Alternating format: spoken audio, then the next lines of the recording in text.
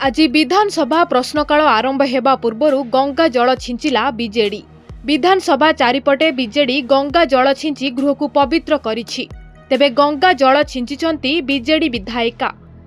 विधानसभा रे केबे पुलिस पसी नथिला कि विधायकंको उपरकू केबे आक्रमण करि नथिला। हेले एबे विधानसभा रे पुलिस पसी विधायकंको उपरकू आक्रमण करिथिबा घटना समस्तंकु चकित करिछि।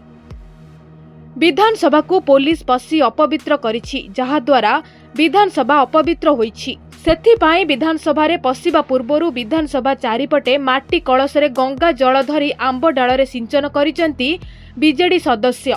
दुई दलर नेता और विधायक मिसी विधानसभा भितरकू धसेई पसिबा सह सामना रे धारणा रे बसिथिले। सेमानंक मध्यरु अनेक विधायकंकू पुलिस उठेई नैथिला।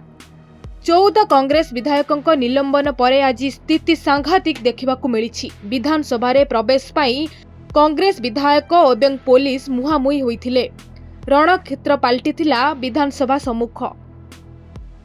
ब्यूरो रिपोर्ट, धरित्री लाइव।